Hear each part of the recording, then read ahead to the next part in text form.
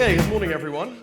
Yeah, Java for cloud natives. I'm Monk Chips on Twitter, so I don't mind if you don't call me James Governor. I'm happy with Monk Chips. I spend a lot of my time there. You probably don't want to follow me because I'm very, very noisy. Developers in general like signal to noise, and I can't promise that. But Twitter's been an interesting tool. I mean, I'm an industry analyst, and historically, I guess, it'd be, well, why are you wasting your time on this other platform? But I think what's interesting to me is obviously a huge amount of developers are on social now, and Twitter is a platform where they are. And when you've got sort of 20,000 people that you can ask a question that are following you, that's kind of useful in doing research today, I think. The thing about RedMonk, we're slightly different from the traditional industry analyst firm in that we came, I think, after the age of pure purchasing. So if you think about Java historically or the industry historically, everything was about a purchasing decision. So if you were Gartner Group, it's always the way I understand the world is through who is buying what. So all I want to do is to track those buyers. And that was fine in the old school when everything cost a huge amount of money. But of course today, you can spin up an Amazon instance, you can download some open source code, you can go to GitHub, you can find that code. There's been a revolution. So we're in an age of much more permissionless IT. So what we try and understand is you as developers. We try and understand the practitioners. We follow industry trends by looking at what you're doing. How do we do that? We don't do surveys. I think I'll quickly do a survey. Who here likes doing surveys? Nobody.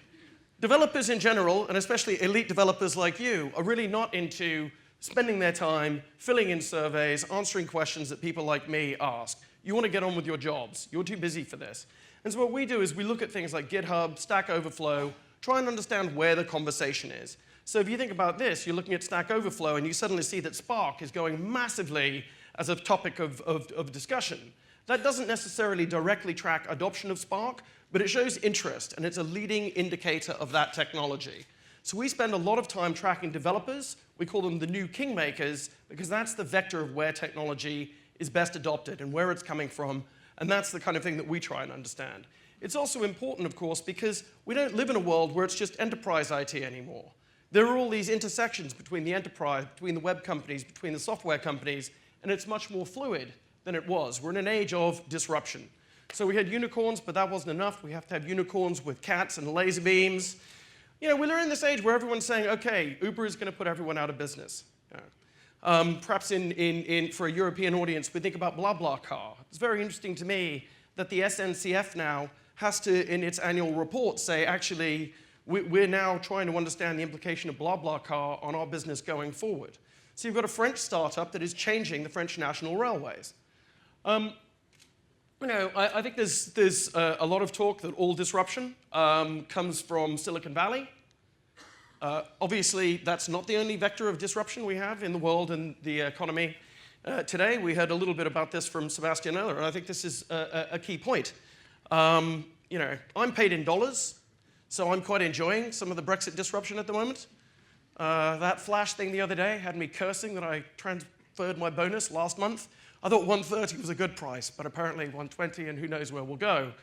But what does this say? We've seen all of the cloud companies have dramatically accelerated their build-out in and around Europe because it's not going to be any good to say, we're in Ireland or more pertinently, we're in London, so therefore we're part of Europe. That may not be the case. There is a lot of disruption going on. Some of it's software-based, but certainly some of it geopolitical. Part of this disruption, I think, is this fragmentation. When I first came into the business, it was really simple. You chose your database, it was going to be Oracle. You chose your app server, it was going to be WebLogic, WebSphere.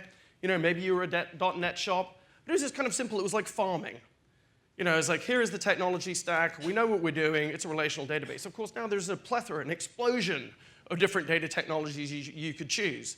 The sort of NoSQL movement really changed something, mostly because we were pissed off with the Oracle DBA. It was like, why will this person not let us do something? So as developers, we said, we'll find alternatives. So whether it was choosing Mongo or React or Cassandra, whatever it was, you could make your own choice. You didn't have to ask permission internally anymore. You didn't have to ask somebody to buy a database for you.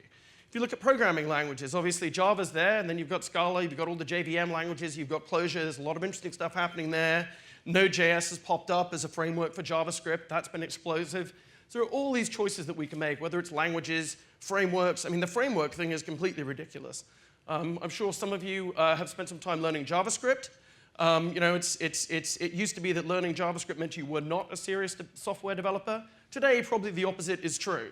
If you're a Java developer and you're not spending a bit of time understanding this other world, you know, maybe you're doing yourself a disservice. On the other hand, what a shit show. Unbelievable, right? Java frameworks, it's incredible. There's a program called Mastermind here in the UK. It's a sort of a quiz show. And you've got your general subject and then your specialist subject. And so the joke is that someone comes in one day, and what is your specialist subject for Mastermind today? And he's JavaScript frameworks, June 13th, 2016 to June 17th, 2016. So trying to keep up with this stuff is kind of hard. We live in a world of foraging. We're not farmers anymore. We're foragers. Our heads are up. We go to GitHub. We find stuff. It used to be that when we developed software, we had to just, you know, put our heads down, get to the whiteboard, work with our team. If we're in the ISV world, don't look at anyone else's software. There'll be patent encumbrances and so on. But of course, now we live in a world of open software development. We can go to GitHub, we can find things. It's much more foraging, much more interesting for the developer, but of course that creates some challenges. But there is some stability, even in the age of foraging. So we've been tracking programming language adoption by doing a scatter plot of GitHub and Stack Overflow, basically check-ins against conversation.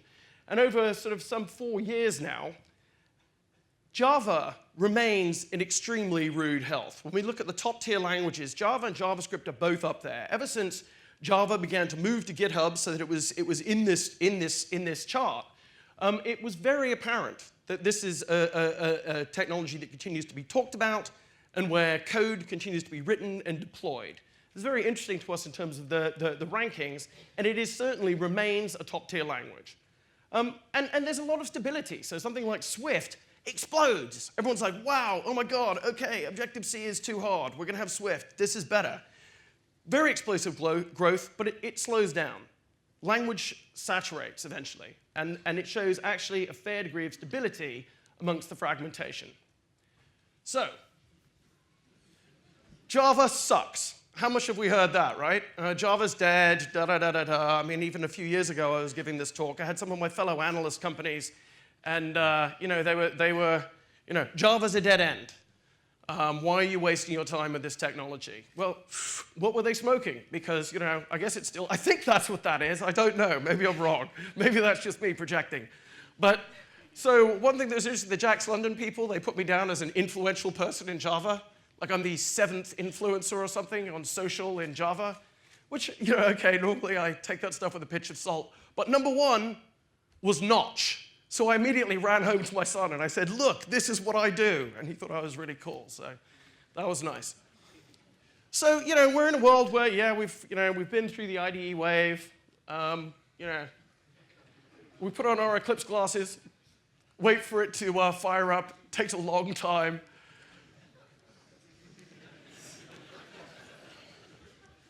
And so when we've had some time in this, what happens when web companies grow up? I thought it was interesting, this notion that Sebastian put forward about town planners and so on, because these web companies, they all begin life, well, not all of them actually, but the newer ones, they begin life by saying, Java is a piece of crap. I am not going to be using that technology.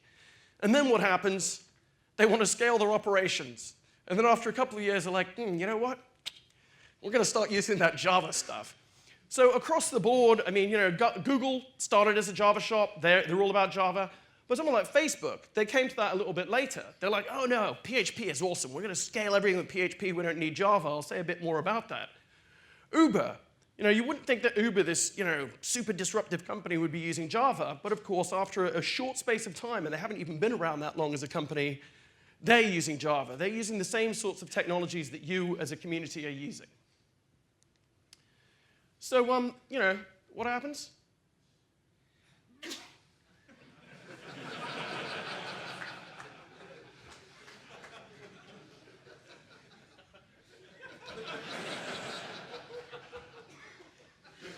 So yeah, we know something about this as a community. How do we scale things? So in this new world, we've got a lot of frameworks, we've got a lot of choices, because whilst these web companies may turn into Java shops, they do not turn into JEE shops. Like, I'm not, I'm not here to call the death of JEE, but it sucks. You know that there are better alternatives, and you really should be thinking about making things more lightweight so that you can become part of this new world. So Java has a lot of strength. As Sebastian said, it's a platform, it's a dessert topping, floor wax, and everything else. What I would say is that these frameworks are interesting because it's sort of part of this new world of microservices. Lightbend is particularly interesting to me because, of course, Scala, it's like some of the people that said Java sucks said, no, Scala, much better, much better. It's a JVM language. So it's going to be functional, it's going to be awesome, you're going to learn Scala, and everyone's like, I don't understand Scala. So they've been in this situation where TypeSafe was going to be a startup that commercialized Scala, and it was all going to be great. They were going to be the people that sort of formally commercialized that language. They just weren't able to establish enough traction. So they've recently renamed themselves, it's Lightbend, and they're building Java language frameworks. And I think that's the key thing. That you can say that Java the language sucks, but actually what's happening is people are saying Java the language has legs, it is effective, and we're going to keep doing it. But we need new frameworks for that. So if we think about these frameworks, what's worth looking at? One thing I would say, it's very, very clear looking at this chart, although I'm now realizing the chart isn't very clear from you at the back. But if we look at some really explosive growth, Spring, amazing, right? And then Spring Boot is absolutely crushing it.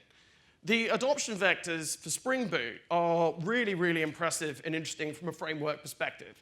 So if we look at the people in GitHub that are, and obviously that's a self-selected audience. Well, I'm assuming all of you are using GitHub, right? Put up your hands if you use GitHub today. Phew, okay, good, you are my people. So anyway, Spring Boot is exploding, and I think this is very interesting. I mean, obviously, the pivotal people are, super excited about this. They keep talking about how many downloads there are. I think that's funny because downloads mean nothing today. That just means you're doing continuous integration. You cannot track software adoption anymore via downloads. We don't have a better alternative, but certainly GitHub Stars gives us something of the interest of developers in technology. And we're seeing companies that are definitely saying, actually, if we're going to be doing this sort of lightweight microservice development, we still want to do Java, then Spring and Spring Boot are going to be a big part of that. I think it's so interesting. I talked about these web companies and the contributions they make. So this is looking at Netty. And here you've got Twitter. I mean, I'm sure many of you are using Netty. Twitter as a company is contributing a lot of code to that.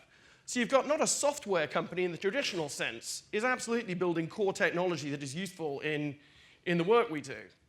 Then you've got other companies that are better at consuming open source technology. So we've got Apple here, not a big contributor, but it is a big raiser of issues. So Twitter. I think Twitter's amazing, because we sort of grew up in this world of we need to build these scalable systems that won't fall over, nothing must fall over. And then people get tattoos of the fail whale, right?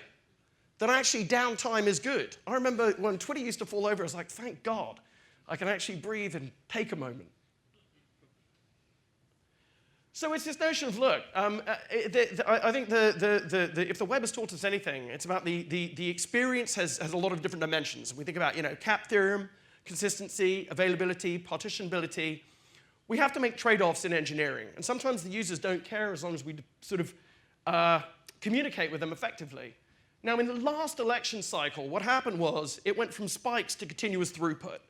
So Oracle was in a position where they were just like, they would have been absolutely crushed by the amount of messaging. I remember when Twitter first came out, and there's a lot of people and they could have just used a complex event processing engine. Why are they whining about the scale challenges? The fan-outs, in terms of what Twitter is doing, are absolutely incredible. It is an incredible scale challenge. How did they do that? They gave up on Ruby. So they had started as Ruby will scale, then they blamed Rails, back to Ruby. Eventually they said, actually, we need to be using the JVM for engineering. So now Twitter is on the JCP.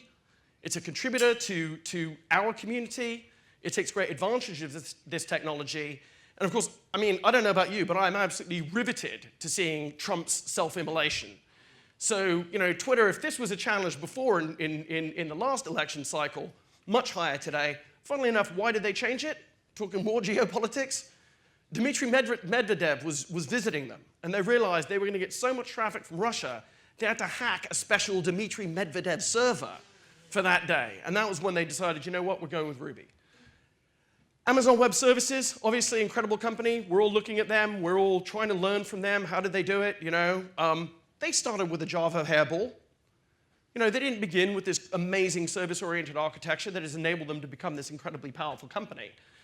They started with a shitty code base, same as everyone else, but they refactored it. And they made some really strong decision-making. From the top down, you will get fired if you have any backdoor interfaces. It will all be an interface that can be programmed, which enabled them from the bottom up. I mean, it is interesting. Amazon is a very top-down company, but they're able to create small teams that go off and build new things, that take advantage of general services. And that's the methodology that they use. So Facebook, yeah, okay, you know, they definitely came out of the world of Java sucks. But then, you know, they needed something. They were like, okay, we're going to build our own, you know, database for looking at our mail. And so they built Cassandra. And it was like, oh, shit, you know what? This actually is not scalable. We're going to actually contribute that to the open source community. That's taken off. We're going to adopt Hadoop. They're now one of the biggest Hadoop shops in the world. Facebook is one of the biggest Hadoop shops in the world. Hadoop itself is interesting.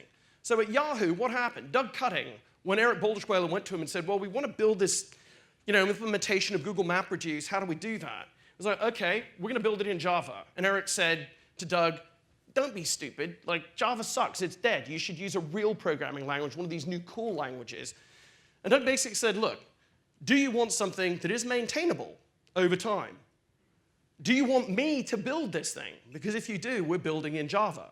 So Hadoop has been, you know, it's been a significant phenomenon. The enterprise is adopting it. But I think the fact that they chose that is very interesting. And of course, yeah, now Facebook is making significant use of it, even to the extent that when they wanted a graph database, they went with Giraffe, which is written in Java because it interacts with Hadoop. This doesn't sound to me like Java's dead. Etsy, another shop that was like, you know, we're definitely not about Java. Over time, we need to be able to hire good software engineers. Where are we going to be able to find them? We're going to say that actually, if you want to write in Java in the organization, that is okay. We're going to support that. That's great. That's how we get stuff done. Netflix, again, started as a piece of shit, refactored it. Now it's an incredible thing. Chaos Monkey. They're teaching all of us how to run systems that, well, fail gracefully. The Chaos Monkey. It gets in there and breaks things up. You know, we expect that failure is going to happen. Netflix is a company that's, you know, culturally very interesting. I think my favorite point of this, they've understood that you as developers are the most important constituency. So they had a thing where people would go to Adrian Cocroft and he would say, and enterprise, you know, pointy-haired bosses would say, yeah, but you're Netflix. We can't get these developers the same as you. You know, we're not the same as you because we can't get those developers. Where did you hire those developers? And he would look at the Fortune 500 CIO and he would say, we hired them from you. Netflix pays above market rate. It is a cultural phenomenon as much as it is a technical phenomenon. They look after their people. And I think it's the social side of this Java thing. Yeah, you've got to invest in your people. Java, I think, historically has been, oh, if we've got this Java platform, then we don't need developers that are as good because we can do code gen and we can, you know, it's the lowest common denominator thing. Everybody can do it through the IDE. That's broken down. We have to be investing in our people. So yeah, open source is very much the new normal. Java and open source go together really well. They didn't initially. Donald's here, so I don't know. I'm going to say a bit about Oracle in a bit. They go together pretty well. Okay, they kind of go together. Well, we'll see about what happens with Oracle and Java. But open source is the new normal. This is how we're getting stuff done. This is a lot of the productivity we're seeing. The openness has really led to better outcomes. So, you know, yeah, Java sucks, except all the cool stuff. And you could say, oh, Jenkins isn't cool. Well, just because it began under Kosuke's desk, you know, like 10 years ago when he was at Sun, doesn't mean that it isn't a useful technology being used by all the web companies today. Jenkins is everywhere. It's incredibly powerful technology. Things like Kafka, Spark, these are explosive. And we thought Hadoop was getting an interesting adoption vector. You look at what's happening in Spark, that's incredible. Last week, Kafka, it was announced that Salesforce was supporting that. Their customers are all over it. No software, well, no software except software that scales and is written in Scala. So cloud native, what's all that about? Apparently we have to be cloud natives now. We have to do 12-factor apps. So yeah, I mean, we've been through this. In Java, we do actually understand how to build distributed systems. And you know, this is obviously a little bit of a joke. But yeah, you know, let's not get confused that all of this microservices stuff is you know, magic. We're basically building distributed systems. We're understanding engineering trade-offs. And this is something that, as a community, Java actually does quite well. In the States, they talk about the two pizza box team, because a big part of this phenomenon is breaking down those monolithic teams. I think that's a little bit bro. I prefer the tapas table. So we should all be able to sit around one table. You know, if you break down your technical monoliths, you break down your teams into smaller teams to get stuff done. You know, it's not the language that is the problem. It is the social framework that, you know, we all know Metcalfe's law, right? As the code we write is going to replicate the kind of organization we have. You want to break things down into smaller pieces. And you know, yes, have your dev and your ops and your DBA, I mean, whatever they're called today, there will be a gatekeeper of the database at some point. Get them around a table so that they can build things that are more effective and break things down into small pieces. I think continuous integration, as I say, Jenkins has been a huge part of this kind of new world in making sure that we stay relevant, making sure that we're doing test-driven development. Because, you know, if you're in the old world, it'd be like, oh, yeah, I built this thing, but it's a piece of shit, right? We're going to outsource it. We don't care. We've just written down a bunch of requirements, sent it offshore, let somebody else fix it, and then QA gets, you know, comes in, and, you know, we're doing these handoffs. That doesn't work. Outsourcing failed. One of the reasons is that people are lazy. You have to give them responsibility for their own QA. So if people were doing riveting, they found when they used to do shipbuilding, if you weren't doing your own thing, you'd shoot a load of rivets. And at the end of the day, you would just go home. Hey, you know, it's 5 o'clock, I'm clocking off now. Then the QA people come and they're like, all this stuff sucks. So taking responsibility for yourself is important. This was horrific. We did some research with Bitnami. They gave us some data. People are still not using CI. Please, you know, if you're building software and you're not doing continuous integration, you're just doing it wrong. You know, all of this agile, microservices, everything else, CI is absolutely foundational to this. It's very, very important that you get hip to this. Java community in general has. As I say, where did Jenkins come from? Now we're, of course, saying, oh, it's going to be container-based. Everything needs to be containers. Software is stuff that we throw away. I think that's a big part of the change. Everything we built, we used to have to say we can't ever throw it away. Now we're like, oh, we're going to dispose of it.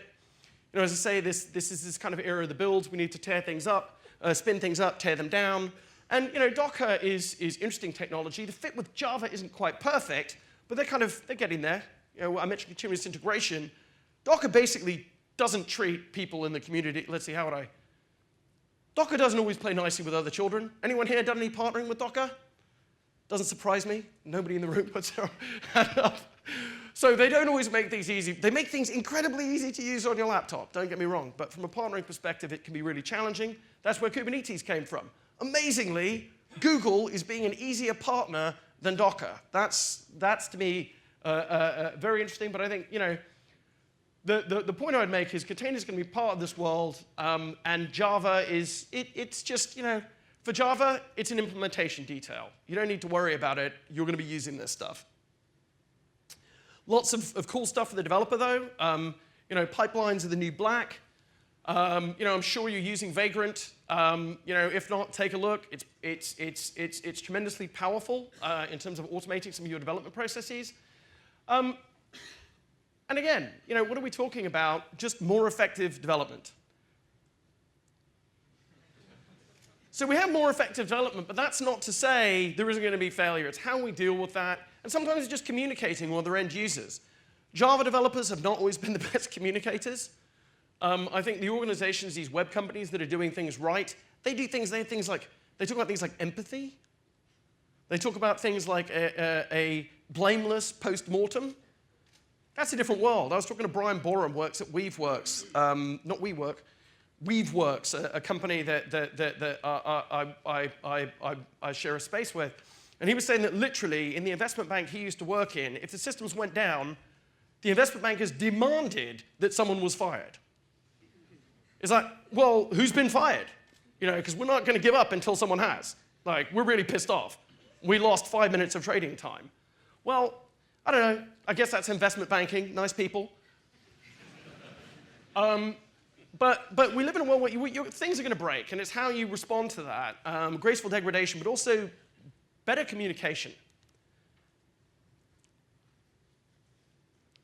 So, you could sort of say we don't need to make this change. We're a Java community. We know what we're doing. We're using JEE. We're using, God, I hope you're not still doing waterfall, but God help you. Get a different job if you are.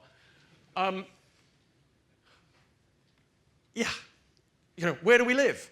We live in the 21st century. So we need to change what we're doing, but that's not to say that the technology that we're using is not applicable in the new world. It is clearly applicable in the new world because all the cool kids are using the same stuff that we are on a daily basis. I want to talk about, I think, one final thing, because thinking about these cloud natives, what about the cloud immigrants? Because I'm a big fan of immigration. I'm an immigrant. My dad was an immigrant.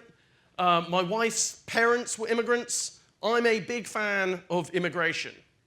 I'm not a big fan of some of the things that Sebastian was talking about in terms of what our friend the Donald says and stuff, and some of the awful things that are going on in this country right now. Yeah, cloud immigrants.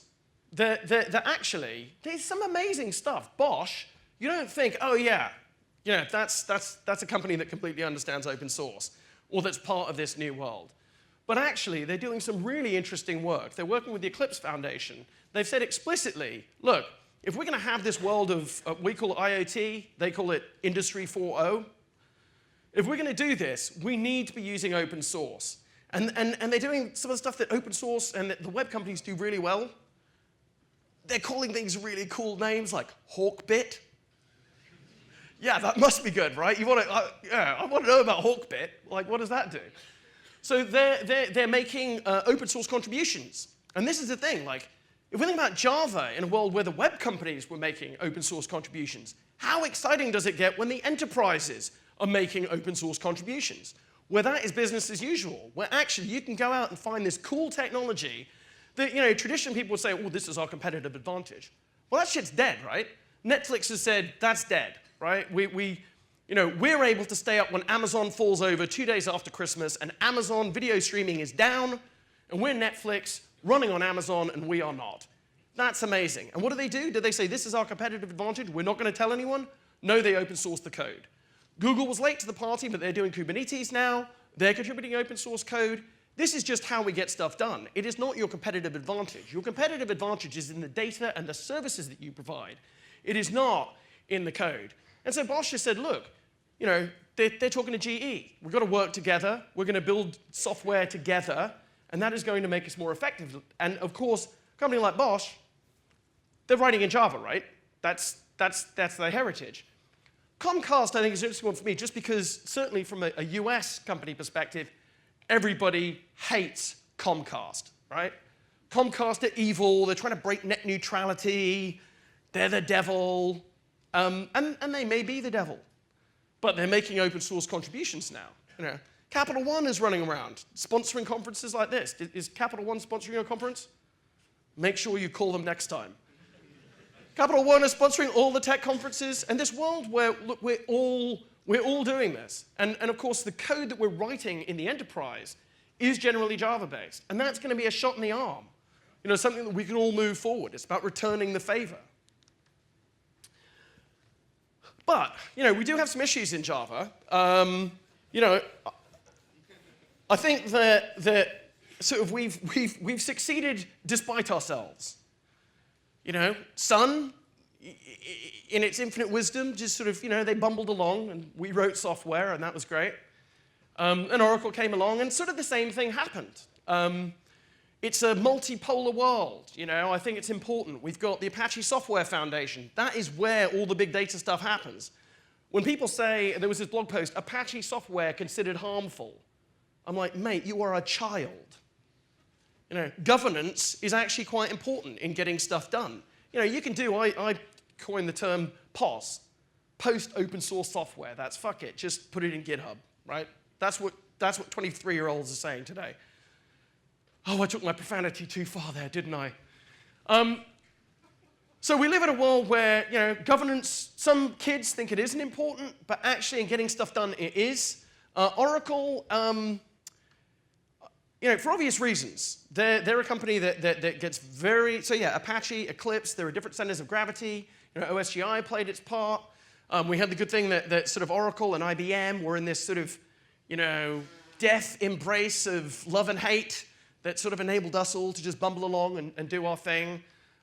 We've got the open source companies that are all doing this stuff, but we've got some issues to fix, because if we're going to have this next burst of innovation, if we're going to have, going forward, a really constructive environment for building next generation applications in Java, we need a full commitment by Oracle to the community and to the software going forward. I understand that cloud is important to Oracle. It is important to all of us, because it's how we're going to do our jobs, right? It underpins the services that we use, the services that we build, and so on. I know Donald's here, so I'll have a chat with him in a bit. Oracle, yeah, invest in the cloud, but I think it's been challenging. We need to see evangelists in the community continuing to do good work with us. That is so important. And I think from the big company perspective, again, like whether or not, I'm sure some of us are like, oh God, IBM, really?